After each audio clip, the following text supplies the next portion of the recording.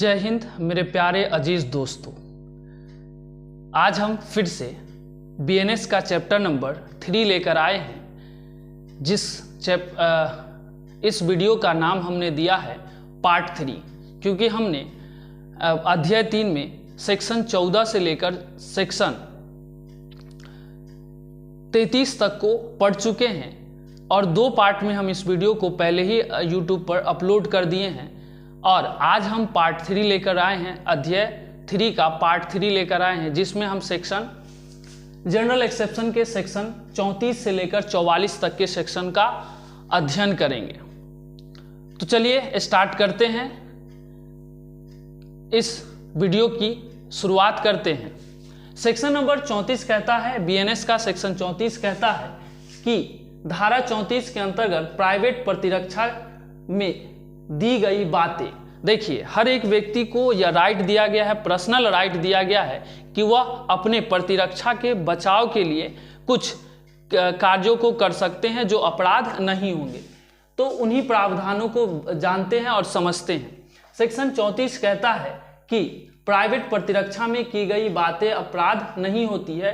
कोई भी बात अपराध नहीं है जो प्राइवेट प्रतिरक्षा के अधिकार के प्रयोग में की जाती है। यानी अपना व्यक्ति अपनी स्वयं की रक्षा में अगर कोई कार्य करता है तो वह अपराध की श्रेणी में नहीं आता है, चाहे वह न्यायिक दृष्टिकोण से वह उसको बचाव मिल जाता है। इसी में अब सेक्शन नंबर 34 है कि सेक्शन नंबर 34 जो ये बातें कहती है। अब सेक्शन नंबर 35 क्या कहती है कि शरीर और संपत्ति की प्राइवेट प्रतिरक्षा का अधिकार, कहाँ पर यह अधिकार मिलता है कि व्यक्ति अपने शरीर और संपत्ति की रक्षा में कौन से अधिकार इस्तेमाल कर सकते हैं। तो कहता है इसमें कि धारा 37 में अंतर्विष्ट निर्बंधनों यानी रेस्ट्रिक्शन कंटेंट के अधीन रहते हुए प्रत्येक व्यक्ति को यह अधिकार है कि वह मानव शरीर पर प्रभाव डालने वाले किसी भी अपराध के विरुद्ध अपने और किसी अन्य व्यक्ति की शरीर की प्रतिरक्षा कर सकते हैं। मतलब सेक्शन 35 में यह बात कही गई है कि व्यक्ति पर मानव शरीर पर अगर कोई ऐसा प्रभाव डाला जा रहा है जो आपराधिक है तो उसकी रक्षा में वह व्यक्ति उस प्राइवेट प्रतिरक्षा का अधिकार इस्तेमाल कर सकता है। उसी में कहता है कि ऐसा कार्य जो अपराध की श्रेणी में आते हैं, जैसे चोरी, रिश्ती, लूट के प्रयत्न पर अपनी या किसी अन्य व्यक्ति की संपत्ति का रक्षा कर सकते हैं। तो सेक्शन नंबर 35 में 2 बातें कहती हैं कि व्यक्ति अपने संपत्ति और अपने शरीर की रक्षा में कोई ऐसा कार्य करता है जो अपराध है तो वह अपराध नहीं कहा जाएगा। जैसे कि व्यक्ति को लगता है कि एक व्यक्ति को लगता है कि कोई दूसरा व्यक्ति उस पर इस तरीके से प्रहार करने आ रहा है जिसके उसकी मृत्यु कारित हो सकती है, तो उसके बचाव के लिए जो वह कार्य करता है उससे वो हमलावर व्यक्ति को नुकसान हो जाता है तो वह कार्य किया गया अपराध नहीं कहलाता है। सेक्शन नंबर 36 कहता है कि प्रत्येक ऐसे व्यक्ति के कार्य के विरुद्ध प्राइवेट प्रतिरक्षा का अधिकार जो विकृत चित्त यानी अनसाउंड माइंड व्यक्ति हो आदि को हो, जैसे बालकपन, समझ के परिपक्वता के अभाव, चित्त विकृति या मतता के कारण ऐसे कार्य होता है जो अपराध है, तो ऐसे व्यक्ति द्वारा किया गया कार्य अपराध नहीं होता। यानी इसमें कुल वैसे व्यक्ति लोग आ जाते हैं जो बच्चे हो, जिसकी मस्तिष्क ठीक ना हो, यानी वो अनसाउंड माइंड हो, जो कुछ सोच समझ नहीं रखते हो और माइंड से, और तीसरा व्यक्ति को जो परिपक्व से नासमझ हो, यानी उसकी समझ इतनी विकसित नहीं हो रही है कि वह जो कार्य कर रहा है वो आपराधिक श्रेणी में आता है, तो उस जगह पे इस सेक्शन का डिफेंस ले सकते हैं। सेक्शन नंबर 37 कहता है कार्य जिसके विरुद्ध प्राइवेट प्रतिरक्षा का कोई अधिकार नहीं है। मतलब ऐसा कार्य के विरुद्ध जो उचित रूप से मृत्यु या घोर उपहति यानी ग्रीवियस हर्ट की आशंका नहीं बनती है, ऐसे व्यक्ति द्वारा जो लोक सेवक के रूप में है कोई कार्य जो सद्भावना पूर्वक या विधि द्वारा उचित ही क्यों न हो, घोर उपहति या मृत्यु कारित नहीं कर सकता है। मतलब सेक्शन नंबर 37 में कहता है कोई ऐसा कार्य किया जा रहा है जो व्यक्ति को प्राइवेट रक्षा के लिए है और वैसा कार्य करता है जिससे वह जानता है कि वह ग्रीवियस हर्ट या मृत्यु से हो सकता है और वह लोक सेवक हो, तो वैसा उस जगह पे या वह व्यक्ति प्राइवेट प्रतिरक्षा का अधिकार ले सकता है। यह सेक्शन 37 कहता है। सेक्शन 37 का क्लॉज 2 कहता है कि प्राइवेट प्रतिरक्षा का अधिकार का विस्तार उतनी ही उपहति से अधिक उपहति करने पर नहीं होगा जितनी प्रतिरक्षा के प्रयोजन के लिए आवश्यक है। यानी सेक्शन 37 में के क्लॉज 2 कहता है कि आप प्राइवेट प्रतिरक्षा का अधिकार उतना ही ले सकते हैं जितना आपको आशंका हो कि वह व्यक्ति से हमको उतना नुकसान हो। मसलन यह बात कि जैसे कोई व्यक्ति आपको चाकू लेकर मारने आ रहा है, तो आपको यह आशंका हो जाती है कि उसके चाकू के हमला से हमारा नुकसान हो सकता है, हमें बहुत ज़्यादा क्षति हो सकता है, तो आप उसके बचाव में उसका हाथ मरोड़ कर उससे चाकू छीन सकते, तो ये सब आप उसको पहुंचा सकते हैं। तो आपको इतना संभावना हो जाए, इतना अनुमान हो जाए कि हमें वह व्यक्ति हमला करने आ रहा है और उसके हमले से हमें ऐसा नुकसान हो सकता है जिससे हमारी मृत्यु या घोर अपहति हो सकता है, जैसे ग्रीवियस हर्ट हो सकता है। यानी हमें पेट में चाकू लगने से हम बहुत दिनों तक बेड पे चले जाएंगे, उसके चाकू मारने से हम मर सकते हैं। तो आप चाहे तो उस व्यक्ति अपने बचाव में उस व्यक्ति का हाथ मरोड़ कर, इस तरीके से मरोड़ कर उससे चाकू छीन सकते हैं, तो ये कोई अपराध नहीं होगा। अब सेक्शन 37 के बाद 38 आता है। सेक्शन 38 कहता है कि शरीर की प्राइवेट प्रतिरक्षा के अधिकार का विस्तार मृत्यु कारित करने पर कब होगा, बीएनएस की धारा 37 के रेस्ट्रिक्शन रहते हुए। मतलब धारा 38 का लाभ आप तभी उठा सकते हैं जब आपको इन सभी चीजों में से कुछ नुकसान होने वाला हो, यानी उस व्यक्ति को आप मृत्युकारी तक कर सकते हैं, यानी उस व्यक्ति को मार तक सकते हैं।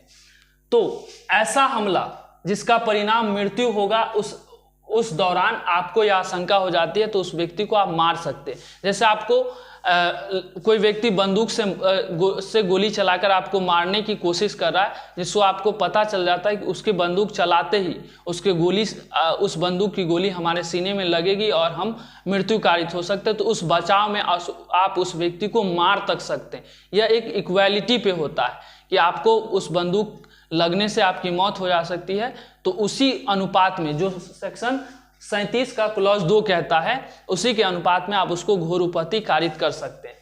दूसरा है हमले का परिणाम घोर उपहति ऐसा आशंका हो। मतलब आप किसी व्यक्ति को तभी मार सकते हैं, हमलावर को तभी मार सकते हैं कि जब तक आपको यह आशंका न हो, आपको यह आशंका हो जाए कि उसके हमला से हमें घोर उपहति हो सकता है, यानी हम बहुत दिनों तक बीमार पड़ सकते हैं, जैसे चाकू मार देने से हम मर तक सकते हैं, तो उस दौरान आप उस व्यक्ति को मार सकते हैं। तीसरा पॉइंट है बलात्संग करने की आशंका पर, यानी रेप करने पर। देखिए हमारे देश में आज के समय में रेप बहुत अधिक मात्रा में बढ़ता जा रहा है, बहुत लोगों को इस समस्या का सामना करना पड़ रहा है। तो महिलाओं को अगर लगता है कि कोई व्यक्ति हमारा रेप करने आ रहा है, हमारी इज्जत को लूटने आ रहा है, तो उस दौरान आप कोई आशंका हो जाती है, तो उस आशंका की वजह से आप उस व्यक्ति को मृत्यु कारित तक कर सकते हैं। यह स्पेशल पावर महिलाओं को दिया गया है। तो महिलाएं अपने अधिकार को जाने और इस सेक्शन का आप वहां पे डिफेंस ले सकते हैं। उसी में चौथा पॉइंट है प्रकृति विरुद्ध काम तृष्णा की आशंका हो, और पांचवा पॉइंट है कि व्यापहरण या अपहरण की आशंका हो। अगर इन सब चीजों की आपको आशंका हो तो उन सब जगहों पे आप उस व्यक्ति को मृत्युकारी तक कर सकते हैं। उसी सेक्शन नंबर 38 का छठा पॉइंट है कि अम्ल एसिड फेंकने का प्रयत्न करने की आशंका हो। अगर किसी महिला को या किसी व्यक्ति को लगता है कि कोई हमलावर आएगा और हमारे मुंह पे आ रहा है और हमारे मुंह पे, हमारे बदन पे एसिड फेंक सकता है जिससे हमारा नुकसान हो सकता है, तो उस प्रयत्न के दौरान आप क्या कर सकते हैं, वैसे व्यक्ति को आप मृत्यु कारित कर सकते हैं। जिसमें आप अगर मृत्यु कारित हो जाती है आपसे, क्योंकि आपको आशंका है कि वह व्यक्ति हमारे शकल पर एसिड फेंकेगा और हमारी जान तक ले सकता है, जिससे हमें बहुत ज़्यादा नुकसान हो सकता है, तो उस दौरान आप इस सेक्शन 38 का सहारा ले सकते हैं। सेक्शन 39 कहता है कब ऐसे अधिकार का विस्तार मृत्यु से भिन्न कोई अपहति कारित करने तक का होता है। मतलब आप किसी व्यक्ति को मार नहीं सकते, लेकिन नुकसान पहुंचा सकते हैं, वह सेक्शन 39 कहता है। धारा 38 की बातों को छोड़कर अगर धारा 37 के अधीन कोई अपराध होता है तो वह हमलावर को मृत्यु की भिन्न अपहति कारित कर सकता है। मतलब कि इसका मायने यह होता है कि अगर आपको यह आशंका हो कि उसके हमला से हमें मृत्यु कारित नहीं हो रहा है, तो आप उस व्यक्ति को मृत्यु कारित नहीं करेंगे, लेकिन उसको इतना अपहति, स्वेच्छा अपहति कारित कर सकते हैं जिस व्यक्ति को नुकसान पहुंचने पर आपकी जान बच जाए। सेक्शन नंबर 40 कहता है कि शरीर के प्राइवेट प्रतिरक्षा के अधिकार का प्रारंभ होने और बना रहना। जिस क्षण अपराध का प्रयत्न किया जाता है उस समय से शरीर पर संकट बनी रहती है, तो उस वक्त तक यह प्राइवेट प्रतिरक्षा का अधिकार आपका बना रहेगा। मतलब आपको आशंका हो जाती है कि वह व्यक्ति के हमला करने से हमारा नुकसान हो सकता है, जिस वक्त तक यह आशंका बनती है उस वक्त तक यह सेक्शन 40 आपके प्रोटेक्शन में काम करता है। सेक्शन 41 कहता है कि संपत्ति